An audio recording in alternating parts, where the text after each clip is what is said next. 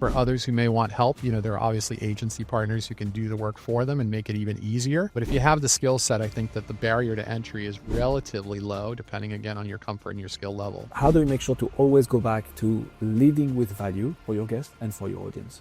Thinking always about... Mike Moore serves as VP of Growth and Partnerships at Productive Edge, leading healthcare technology innovation and AI adoption through major partnerships. A veteran of the software and SaaS industry with more than 3 decades of experience, he's also the co-author of Marketing Multiplied and an FAA-certified drone photographer.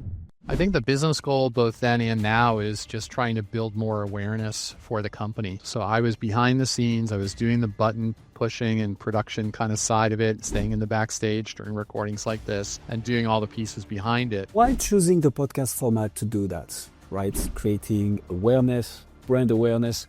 This can be done via multiple different channels. Why going down the podcast route? The podcast, I think, is a great piece of content to create a 20, 30-minute conversation with someone. And so... Welcome to the Consulting Leaders Podcast, where we talk about the business of consulting. Whether you're looking to grow your practice or learn from the stories of leaders in consulting, you're in the right place. I'm your host, Guillaume Jouvencel, ex-PwC and co-founder of GHA Marketing. Join me as I interview the best consultants in their niche. Let's get on with the show. Mike, can you tell me your podcast story, please? Sure. So I host a podcast right now called the HealthTech Edge for my company, Productive Edge. We've been running it for about 3 years now. But previous to this, I had hosted a podcast for another company that I led sales and marketing for, probably starting back in like 2014. So I've been doing this for a few years now, off and on, but really steady for the last couple of years here at Productive Edge. Why did you launch it in the first place? The first place, I guess, going back to my first podcast, was a company called Indirect. We were a niche player in channel marketing software. We had some really good content marketing, ebooks, white papers, blogging, all that kind of stuff. What we saw as an opportunity was to give our customers an opportunity to share their point of view and their voice. So we created a series called Office Hours and did it. I think we used a tool called Crowdcast at the time, which gave us that ability to kind of do what we're doing here, the live stream. These products have certainly built out over the last several years, but it was somewhat unique at the time. We'd have a guest on the show. I would host along with my CEO as my co-host, and we would just ask them questions and just give them an opportunity to share their story. It was pretty good from a content perspective. We could then take that and create a blog about it. Now we've progressed into, using podcasts to kind of do much more with it and what we're doing here at Productive Edge. But it was just a good way to put some content together and to help our customers kind of get a spotlight on them and the work that they were doing. How do you make the link between the podcasts and the business? What's the business goal behind the podcasts? I think the business goal both then and now is just trying to build more awareness for the company. So, Veritech was well known in its space, but it was a very limited space of kind of the companies that played in that. There were only a few choices in the market for channel marketing software, but there was still a broader industry that didn't even know that software exists in that category that was purpose-built for channel marketing. So we were trying to use the podcast as a way through, especially the leaders that we would have on the podcast, give them some content to share on LinkedIn to then reach a more broad base of people to make them aware of this and us and the things that we do. So I think awareness has always been part of it. When you have name recognition, when you're an industry leader like a Microsoft or a Google or Amazon, it's very easy, right? They have different challenges in the market. With the things that we're doing, we're very focused on trying to build awareness. So the thought behind it, though, is if we can host customers, or now I do customers, partners, prospects, a variety of people, then we get somewhat of a halo effect, I think, around thought leadership, right? So it's, wow, they're attracting really smart, interesting people. I learned something. We're giving with no expectation of receiving anything in return. We're just sharing ideas, right? Helping to solve problems, telling the stories of others in the way that they're solving problems. And from that, I think that you build that awareness. You gain respect for having brought these intelligent people to the conversation. And then hopefully when they do have a need in the future, they remember us and, consider talking to us as one of the potential vendors for them to work with. Why choosing the podcast format to do that? Because I suspect, back to your first point, right? Creating brand awareness. This can be done via multiple different channels. Why going down the podcast route? Well, I think, again, kind of comparing, this conversation has brought me back to what I did, 10, 11 years ago and thinking about kind of then versus now. I think that podcast as a media format has gone through the roof, right? And that's obviously the work that you and your team do on a daily basis, helping customers produce their own podcasts. Like, it's not something that was as prevalent then. I mean, podcasts were a thing. At the time, really into a lot of Gary Vaynerchuk content. So if people follow Gary V and they know who he is, and he's always been on the leading edge and kind of talking about where things are going to go from a media or social media format. And it was talking very much about how we're all day trading for people's attention, right? Like, we're always trying to capture people's attention. And I don't think anybody is sitting out there thinking, boy, I wish I had another 25-page white paper to read. There's a time and a place for that kind of deep content. But so often now, we're all swiping on our phones, right? Like, if you're into Reels or you're into TikTok or you're into whatever, Instagram, everybody's swiping on their phones and those things. So podcast, I think, is a great piece of content to create a 20, 30-minute conversation with someone, but then also to split out into all the short form video, to turn into a blog article, to use in social clips, right? So it's a good kind of, to me, core piece of content that you can atomize and turn into those smaller bits that then will try to capture those moments of people's attention that they can try to focus and learn something. So you're kind of bringing content to people in the format that they want it. And I think that was true then, and it's even more so true now here in 2025. What you're alluding to here is really the content repurposing power that a podcast has. And everything you said, the one thing I particularly like for my clients and for myself, because as you mentioned, we do this, is the consistency. Like, you're going to see the same type of content across different channels. And this allows to have that one very narrow targeted message across all platforms, because at the end of the day, people need to be reminded more, they need to be taught. And this helps that if you have the right content repurposing machine. So speaking of which, Mike, I think this is a good segue. How do you execute on that tactically? Because that's a lot of work, right? Not only hosting a podcast, but then making sure that it's properly repurposed, distributed consistently week after week. How do you do that? Yeah, so for us, we produce it all in-house. We do the content creation, the editing, production piece, but we have a pretty simple formula for how we do it.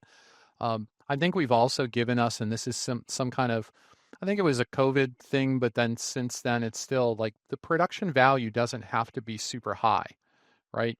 You're somewhere in the world in front of a blank wall. I'm sitting in my home office with just a light blur on my background.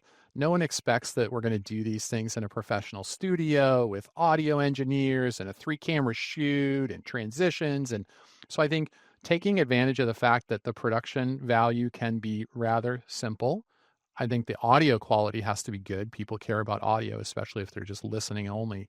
But I think doing video, stripping out the audio, putting that through a tool to kind of then broadcast it out. We happen to use, well, it was Anchor FM at the time. Now it's Spotify bought that piece. So we use that as the podcast audio hosting platform. It then distributes it to whatever network people want to listen to. We use, for the video piece of it, we use a tool called Restream. We're recording in Riverside today. It's an equivalent kind of solution. But that gives a very easy production studio to record it. You download the source. We put the bumpers on the end of it, the intro and the outro music, those kind of things, upload it back up. So it's on LinkedIn Live, it's on YouTube. We put it in another tool called Opus Clip, which does all of the short form video editing and then automatically schedule that out 20, 30 clips, from each episode. So we've got a little bit of a rhythm of how we do that, but I think a lot of it has to do with the fact that I've been working in tech for over 30 years. I'm very comfortable with these tools, with experimenting, figuring things out, coming up with a simple template for how we do it and keep that in-house. I think that for others who may want help, there are obviously agency partners who can do the work for them and make it even easier.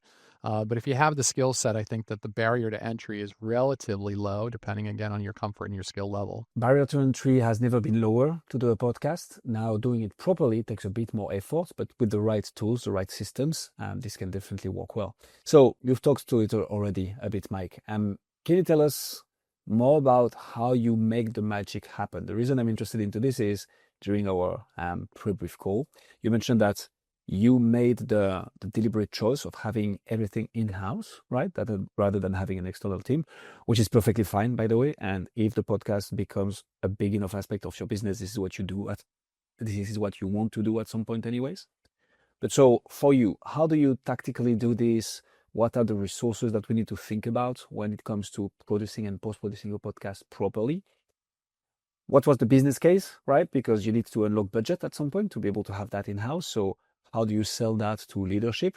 How did it all happen, and how do you tactically make the magic happen? I guess I'll go through the story of kind of how we've done it here at Productive Edge over the last couple of years. So when I joined the company 3 years ago, it was because of our chief strategy officer, Raheel Reddywala, who Raheel and I worked together 25 years ago at Microsoft. So I knew him. We kept somewhat in touch over the years, but not a lot. And so then coming into the business and working on partnerships and growth as kind of my day job, I saw an opportunity where I thought, boy, Raheel's really an impressive guy. And the work that we're doing here as a team is really impressive. And we've got to tell the world about it.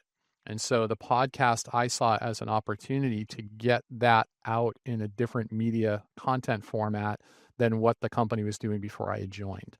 And so I said, we can do this. We can manage it in-house. We'll invite customers and partners on as guests. So there's kind of a logistical playbook and a process that we follow of how we recruit, do a pre-interview, develop an outline, not a script, and then actually record the episode and then do the post-production piece to actually publish the content out to the world. So we've kind of put together our own playbook, largely based on my experience from before, but kind of updated set of tools. From a budget standpoint, I think the only cost involved that we have at this point is the Restream annual subscription, which is maybe a couple $100. So again, kind of talking barriers to entry, not a lot. I wasn't asking to hire an agency partner again because I had the comfort level with it. But I think that if we did hire an agency partner, if the work became too much or we had, choices, right? Like everything is a choice, right? There are trade-offs to us doing it in-house versus using an agency. But I think that if you can think about your podcast, if how many deals would you need to get in a year to justify the cost of an agency or even a Restream or a Riverside subscription? That should be a conversation and kind of laying out the business case. And that's obviously the tangible cost, like you're putting a charge on a card. The other cost is kind of the opportunity cost.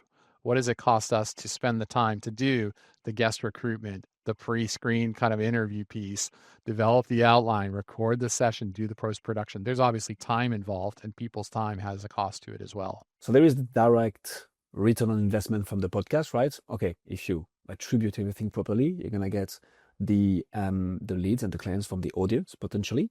But as you mentioned at the beginning, right, this is also about building awareness, which means whatever other acquisition channels you may have in your company already, if you have a podcast that people can check on after they've first reached out to you or that you first reached out to them, this is also a channel that will allow you to oil the whole sales funnel, sales process of your other acquisition channels.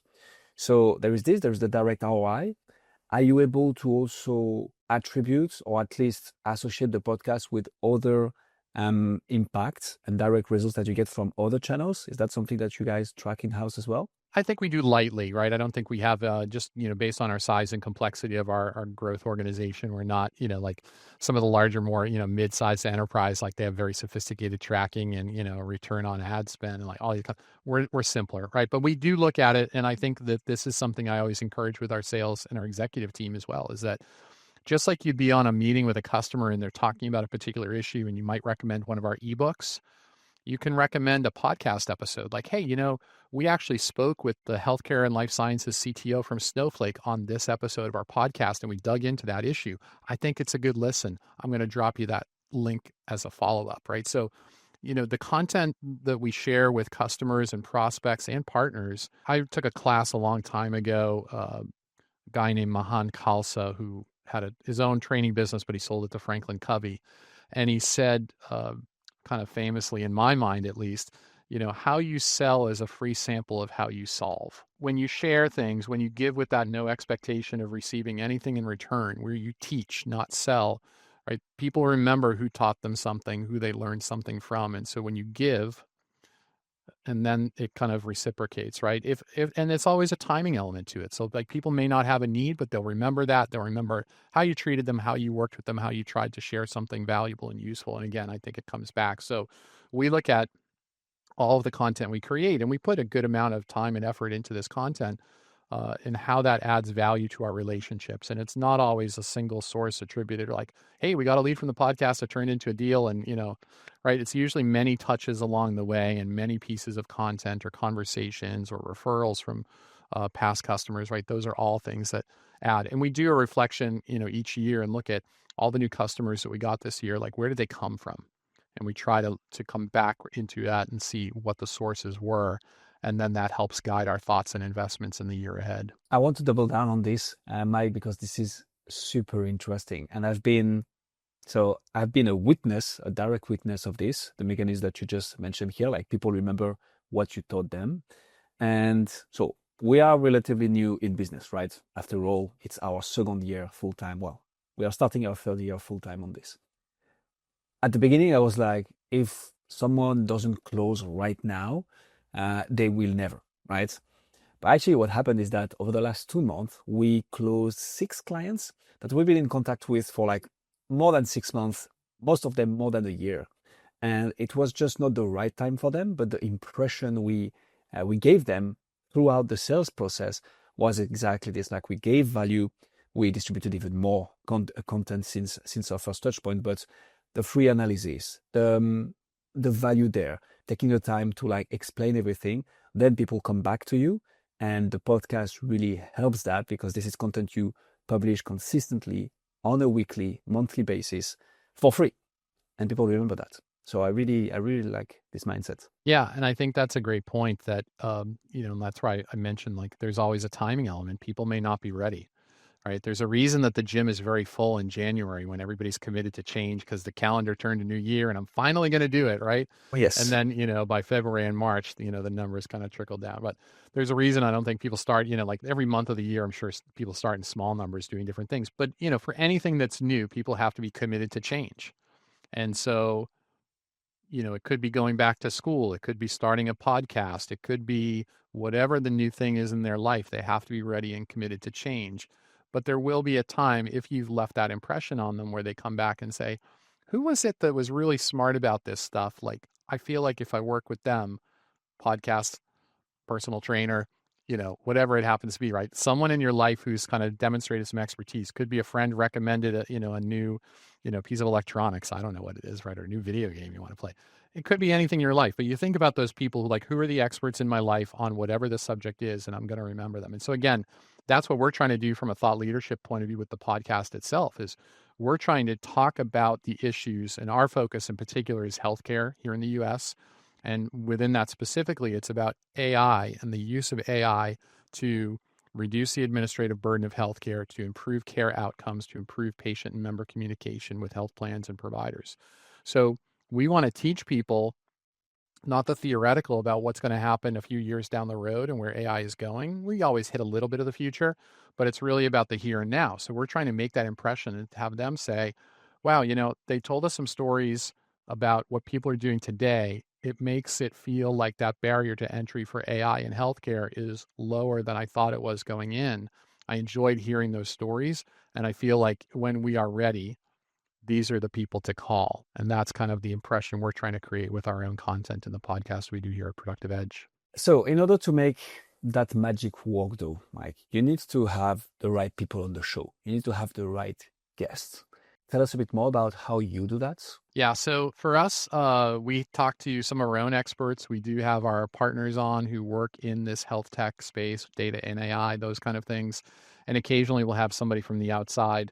Lately, I've been getting a lot of industry pitch, the PR firms who kind of looking for a guest spot for their client and that kind of thing. So I've got kind of a general definition of who makes a good guest from a subject matter point of view, because I treat the podcast as it having seasons. And the season has kind of a theme to it for all of the shows, though every single conversation, of course, is different. We wouldn't want to have something repetitive. But when I look at a guest, I try to figure out what is the story that they can tell that kind of fits our editorial agenda for the season, and is there a match? And mostly I have to do that with those agency pitches of people who are suggesting their executive or client that they want to have come on. If it's not a match, I'm quick to say it, and then that's it. I don't want to waste their time. They don't want to waste mine. If I think there's a match, we'll do a prep call and kind of just validate that and see if there's something there. For the most part, though, I'm going out and recruiting guests. I'm talking to either our partners or prospects. Sometimes I use it purely from a cold prospecting standpoint as a sales tool. So it's a little bit of a play to their ego, like, hey, you're an important executive in the industry that we serve. You're working in this space. We'd love to have you on and be a guest. That's not the most successful ploy right now in kind of getting people on. It's not insincere. I don't Interesting. want to come across as it being insincere. Like, we would like to have them on and have the story. It does kind of give us a wedge into a conversation, hopefully to open up and maybe explore the opportunity of working together with them. Uh, so it's something we're experimenting with, but for the most part, it's partners, it's our staff, it's other leaders that we're able to find and trying to get them. Um, I think that it's up to the host. If you're a skilled podcast host, you can figure out. Like, I think it's if you've ever seen, there's an American television show where the guy would literally go to a phone book in any kind of town and flip through and just pick a name and call the person and go there as a TV reporter and figure out, because he thought everyone has a story to tell. And I think that that same is true with podcasts. There is just kind of that angle of kind of connecting it with the agenda that we're trying to tell the story of, for the field that we're in. So it's not the entire phone book, right? We're kind of picking through the phone book, but looking, in kind of this healthcare AI space that we serve. Okay, so you've touched upon something that I want to double down on here, Mike. First of all, why not going for the model where you would only interview on the podcast potential clients, right? That's a smart move. You focus your podcast on interviewing executive decision makers of your ideal clients. And then you build a relationship with them. But I understand you also want to interview your staff, other experts. So what's the right balance here? So this is, and you with your agency hat on, I'm sure could say, like, we could make that happen for you. Ultimately, it's time, right? So the guest recruitment takes time, and it's if you like American baseball, right? It's a lot of at bats. You gotta step up to the plate a lot. You gotta take a lot of pitches and a lot of swings to try to finally get a hit. And I think that's the only thing that probably is a limitation on it for us, is that you could basically put somebody on guest recruitment almost full time just to keep a pipeline building. Because I've had ones where I've got somebody, we do a prep call, I put together the outline, and get them to kind of agree, like, yes, that's a good set of topics for us to hit. And then they never follow through to schedule the actual recording. So, it is kind of the follow through and building the pipeline and having the consistency in terms of guest recruitment, and then somebody kind of being there to nudge them and say, like, we need to get this scheduled. You're going to be a great guest, and kind of, again, playing to the ego maybe to get them on. So I think that's the kind of stuff that a lot of people struggle with. I mean, we were doing our podcast in our first season, like, weekly live.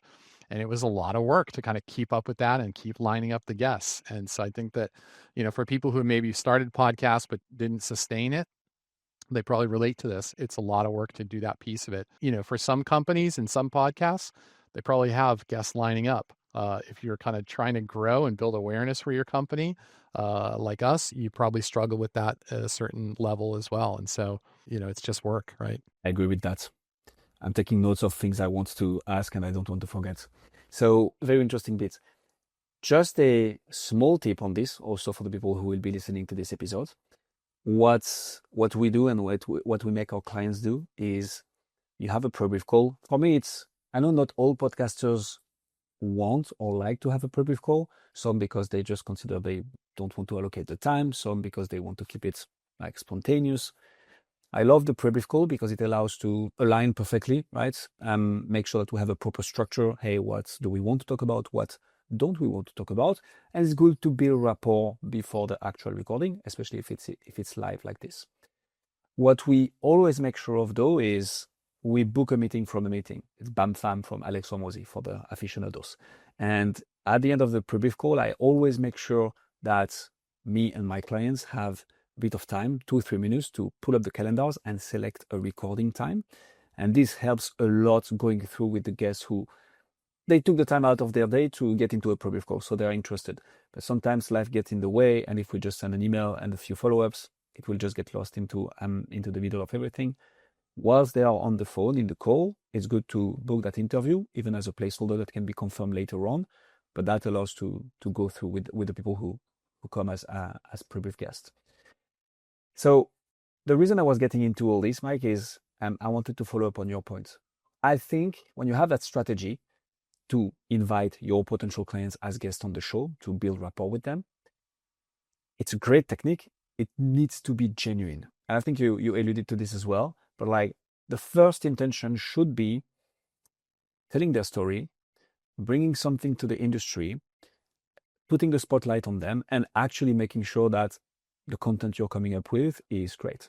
And then if rapport is built and there is actually a potential opportunity to work together, 100% you should go into that.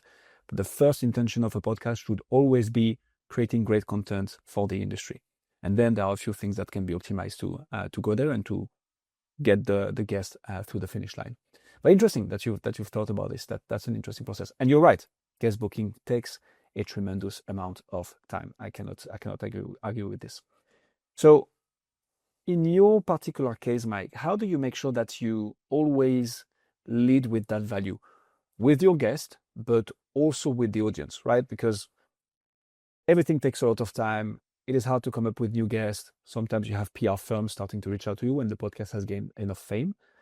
But like, how do you make sure to always go back to leading with value for your guest and for your audience? Yeah, I think for me, I'm thinking always about the audience that we are creating the podcast for, and just trying to think, what are the challenges that they are facing? How are they approaching their days, weeks, months in the job? And what are the topics that are interesting and helpful to them? And we've got a really great source of that information. And this is kind of like my secret recipe that I've shared over the years many times, but it's kind of like the most basic, simple recipe for podcast and blogging. What customers or prospects did you meet with this week? What are the problems or issues that they described? And what advice did you give them? And that right there is a podcast episode, is a blog article, is an ebook, right? Like if you're doing this right, like I know so many people are, that simple formula, I think, just gives you that way to like keep it simple.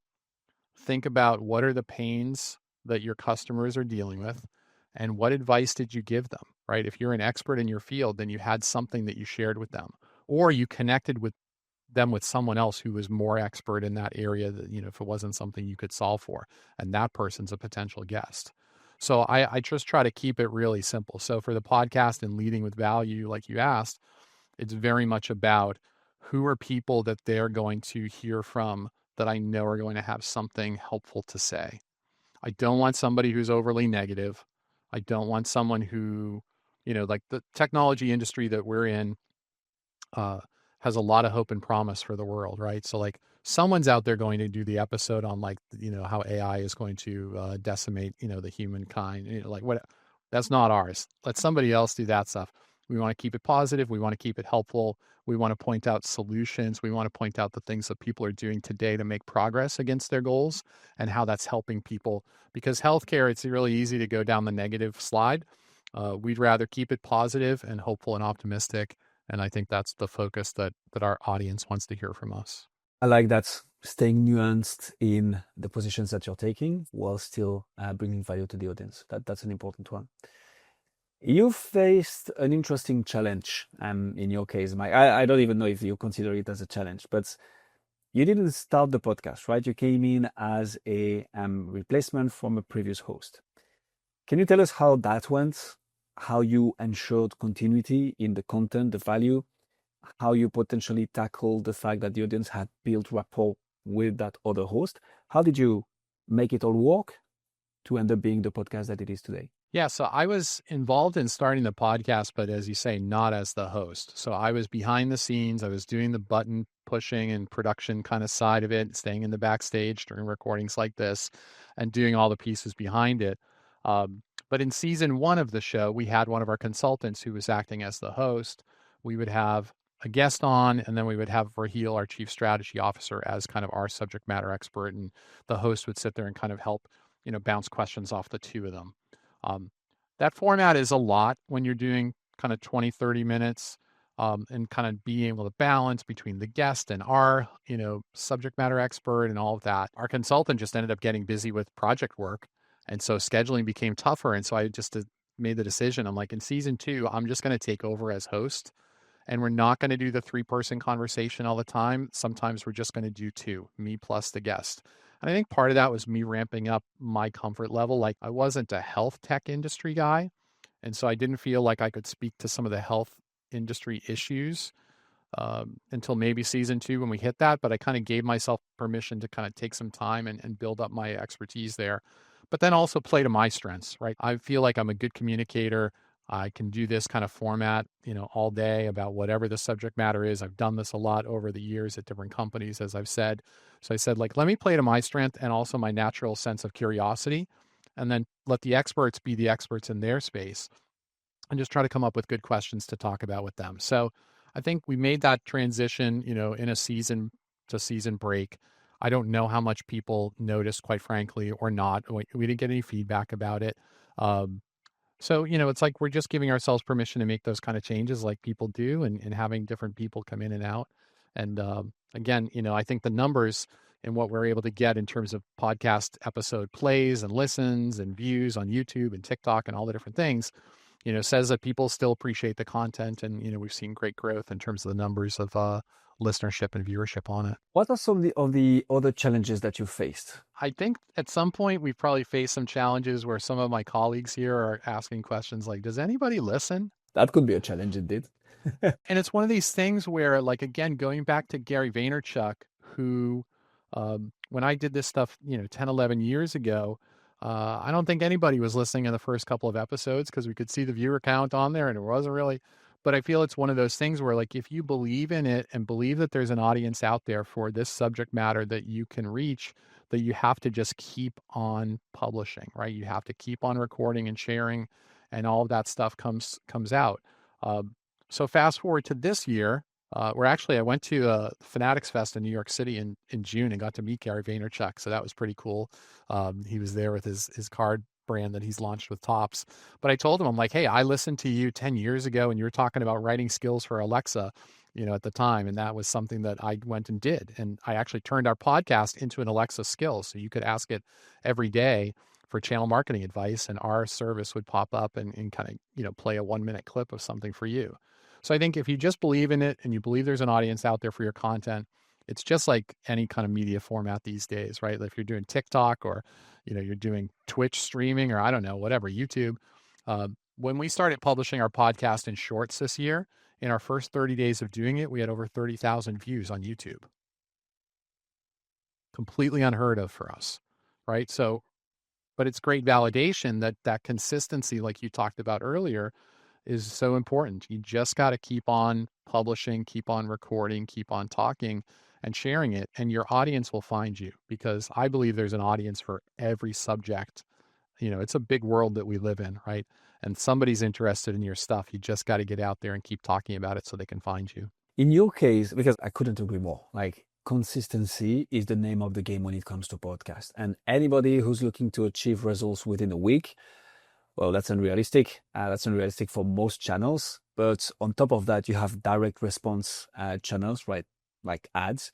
Podcast is a much more long-term brand building, trust building exercise that compounds over time though. And it's all organic. But in your case, Mike, what made you keep going? Because a lot of people, seeing bad results or poor results, especially for weeks, months, could just be like, yeah, okay, let's just allocate resources elsewhere, right? So what made you and your team keep on going and to arrive to the point where you are right now? Yeah, I think it's the belief that, or maybe it's my belief, right? I think, part of it is keeping the workload low, right? So it's not a distraction from other things. And like, I think if you let it become too much work or too much expense or too much something, then people start to make choices, right? Like, hey, we have limited calories or dollars or whatever to spend on these things. Like, we've got to start to look at it. So I think if you can keep the workload, manageable and kind of not let it be, then I think it's easier on that front, right? Because who's going to challenge it if it's not big distraction, big cost, big time expense? So I think that's part of it for me, is kind of keeping it manageable. But I think it's always, for me, it's that belief that could be the next episode that leads to the $1 million deal.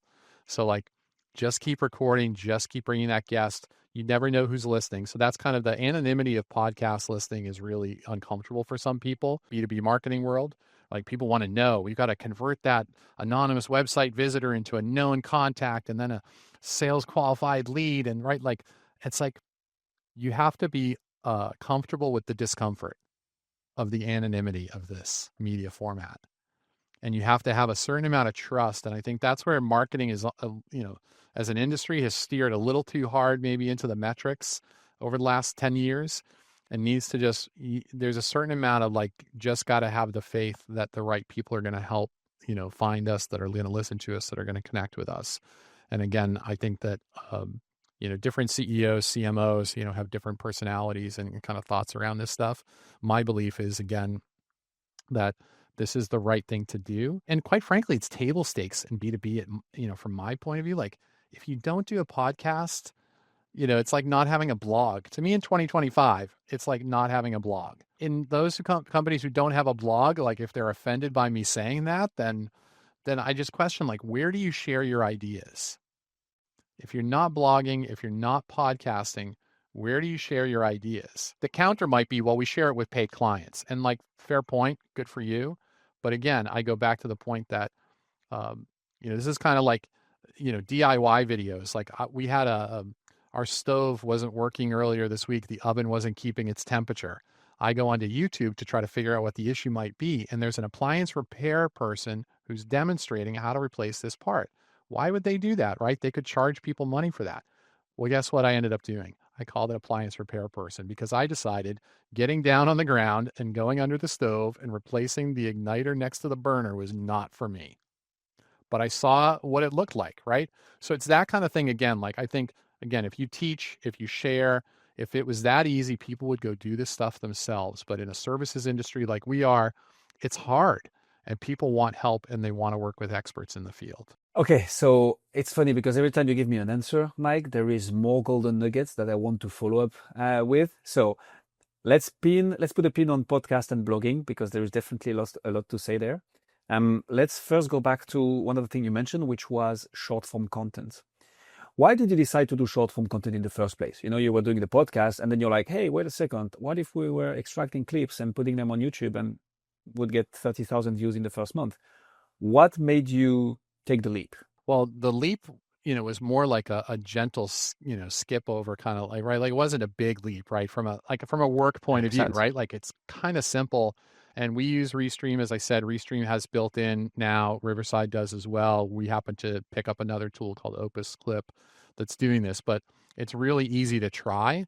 And it was kind of a conversation that I had with Raheel, our chief strategy officer, where he was like, I think we should, short form video. He has 2 teenage sons. And he's like, I think the short form video, we should be doing some stuff around that. And I'm like, the easiest for us to do would be taking our existing podcasts and just clipping them up and dropping them in. We'll do some our own kind of solution oriented content and create some videos around that too. And we did, and that ended up being a summer project for his teen sons, actually helping us with some of that stuff, right? But it was, I think, the recognition there was a content format that we were missing in our mix. And so it was really easy for us to take an existing, we just took season 3 of the podcast, put all the episodes in, and then started sharing it. And that's what led us to those 30,000 views in the first 30 days. Now, the numbers haven't stayed as high, right? We got kind of an initial pop and the algorithm kind of takes new stuff and gets excited. But we've leveled out at something that's still pretty sustainable and still worth doing it. So it's not a big lift. It's pretty easy to do. I think LinkedIn and others publish some statistics that you're probably more familiar with than I am. But, if you're sharing video, even if people don't play the audio, but you've got the captions running on it, people will still get the essence of what's being talked about. And it does cause them, as they're scrolling in their feed on LinkedIn or wherever, to stop and kind of, give it a quick look before they move on to the next thing. So it's worth it in terms of the effort versus the potential return. It's a no-brainer as far as I'm concerned. That's something that is still so underutilized. So I'm in podcast, but let alone B2B podcast. So there are tools to do so, obviously, today, like Opus Clip is one of them. There are a few others. But extracting clips and putting them on social media, it is such a powerhouse of how to put content out there without too much additional efforts, because you still need to go into the platform, select the clips and so on. But the marginal additional effort is so low. And as you said, if you do it properly, you get 30,000 views on one platform. There is also TikTok. There is also Instagram. There is also LinkedIn. There is Twitter/X, where short-form content works more or less well, but you can still put it out there. Facebook.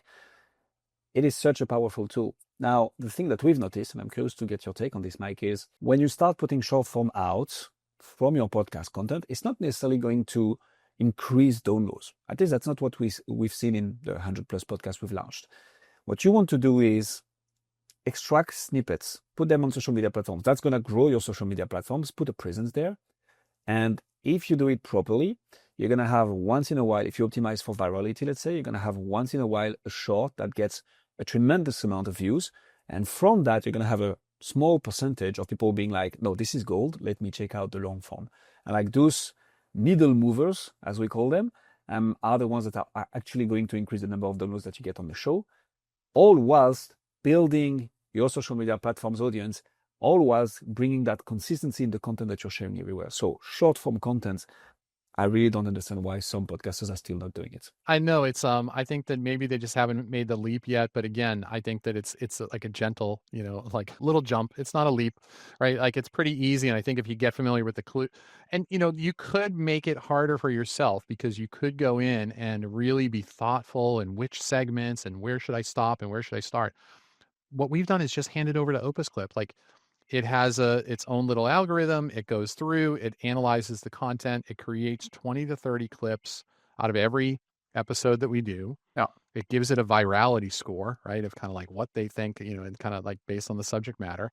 And we just go, okay. And so when we brought on our new marketing specialist this year, I said, like, let's just publish it, just ship it and let us see what works. And there are times, and I'm sure you see this in your work as well, there are times when you look at a clip and the number of views that it got and you're like, The hell? that's not the one that I would have thought, right? But it's for whatever reason the algorithm took it, and it just. The other thing too, I'll say, is that we are in B2B, we are in healthcare for our focus. When I set up the TikTok channel, there were some non-believers, and I said, trust me, like there is TikTok for everything. Right? Like whatever the subject matter you are into as an adult, as a, as a young adult, as an older adult, as a whatever, as a healthcare executive, whatever, there is a TikTok for everyone. And so it's worth putting it out. Now, just for comparison, I talked about the YouTube statistics. First 30 days, 30,000 views on YouTube Shorts, 15,000 on TikTok, same videos. So yes, there's definitely different, world's largest streaming platform. People might think it's Netflix or what, it's YouTube, right? So YouTube you can't forget YouTube has such a huge built-in audience that it's worth kind of always putting content into YouTube, both your long and short form. And your podcast, by the way, has a separate feed, right? So you can put the audio only and have that feed in through the RSS and create its own podcast show. Let people listen there if they just want to listen, let them watch it, let them look at shorts. But TikTok, I think, is important to you. Ultimately, it's like I want people to watch wherever they want to watch or discover us. And so it's really easy to just publish in all those different places. So this is so important, Mike. I just want to put a little bit more context into this. There is 1.6 billion monthly active users just on TikTok. Like to anybody, especially in B2B, especially in higher tickets, especially in like long, complex sales cycles of people telling me, oh, but my audience isn't on TikTok. I say 1.6 billion. And the age split, because this is also something that comes back often. People aged 35 and above represent a third of all the users on TikTok, which is, because my mental math is a bit broken, slightly above 500 million, something like this. It's a lot, yeah. Do you think there is a chance that your ideal client is within those 500 million users? I say maybe. So like TikTok is just, and you're a fan of Gary Vee, I see it, I am as well. And he says it, like there is an audience for everything and anybody on TikTok. We have one client, he recognized himself, he is in financial modeling. We put about 6 shorts out each and every week. In July, we had a TikTok video go and get 1.1 million views. The TikTok video is about an Excel shortcut. It's Control-tilde. That's the short. Our client asked the question, what's your favorite Excel shortcut? The guest says, oh, it's Excel-tilde. He starts with a great hook, which is, oh, nobody's going to know. It's Excel-tilde. Nobody's going to know. 1.1 million views. There is an audience for you on TikTok. And that's just TikTok, YouTube Short, Instagram, and so on. Yeah, absolutely. Another thing that you mentioned, Mike, that I want to get back to is podcast versus blog. I love the analogy. Why is it that for you, podcast, everybody should have a podcast the same way everybody used to have a blog? Why is that? I think it goes back to the statement I made earlier, my belief that everyone has a story. Right. So there is, whether you're a software company or a consulting firm like us, or a manufacturing company or whatever, like everybody has some sort of expertise that they're offering to the market. And so your space better than anyone else. Why not share that with people? And again, I think it's to serve your market, to serve your community, to serve maybe your employees, so there's an opportunity, I think, for everybody. And I think that if you don't know what you would talk about on a podcast, or think like, well, is he talking about us, or is that something I would again say to you? What customers and prospects did you meet this week? What problems did they describe? What advice did you give to them? And that's your podcast. I think everybody has it. Now, the consistency, again, as we come back to it, it's like, it's really not just that easy. You could, though, on the same side of it is, and this is probably less interesting, you could do a podcast about that and never have a guest on. Could be you and a co-host internally, and maybe that's an easier way to start because you don't have to deal with guests and guest recruitment and prep and all that stuff. Could be you and your co-founder or your someone, in the firm, and you just kind of get on and talk to each other and kind of do a week in review. That alone could be interesting. And so I think that's, potential formula for success as well. I love that. And again, I couldn't agree more with you, Mike. Again, just for context, because I think I love numbers, because that helps us really understand like how big of an opportunity there is out there. There is 4.3 million podcasts out there. 2.5 are inactive. More than 50% of podcasts out there are inactive. There are 600 million blogs out there. 4.3 versus 600. Since June 2023, more people are searching for podcasts than for blogs. This is from Google Trends. You can go and check it out there. It is a data point that is like obvious, and you just need to compare podcast, blog in Google Trends. The trend is only growing bigger and bigger, by the way. It is still a vast blue ocean out there, and very few people have a podcast, whilst there is an overwhelmingly bigger amount of demand for podcasts than for blogs. My personal belief is that in 10 years, maybe 15, all the companies will have a podcast the same way everybody has a blog. Maybe not anymore, because it's true, people read less and less, but like 2010 to 2015, like 5-10 years after blogging became a real thing, everybody had a blog.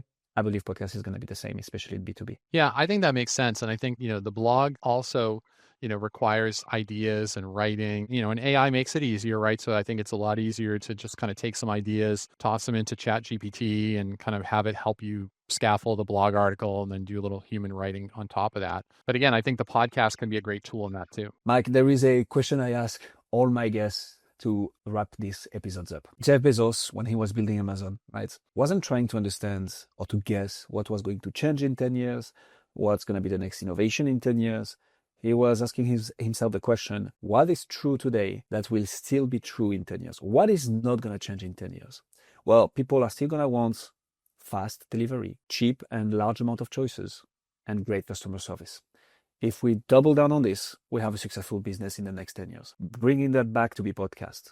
What is it, in your opinion, that is true today in B2B podcast that will still be true in 10 years that people should double down on? I think it's that, humankind is ultimately about people. We like to learn from other people. We like to talk to other people. We like to share our experience, and we like to hear about the experiences of others. And that's, podcasting is the modern version of sitting around the campfire or whatever, right? Like, it's an opportunity to hear from others and to hear their stories. And so, why wouldn't you want to be a part of that and share what you have as your expertise and hear from others as well? So I think that's something that will just be true for thousands of years. Podcast is about people, and this is still going to be true in 10 years. I love that. Mike, thank you so much for coming on Podcast Gurus. If people want to find out more about what you do, where should they go? Yeah, sure. You can certainly look me up personally on LinkedIn, Mike Moore at Productive Edge, or go to productiveedge.com if you want to learn more about what we do. Maybe find our podcast. And I have just added you personally on LinkedIn. We'll put all the links in the description. Mike, thank you so much for coming on Podcast Gurus.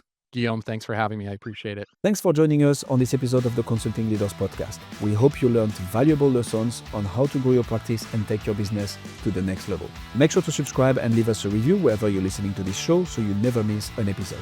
To apply and be a guest on the show, click the link in the description. See you next time.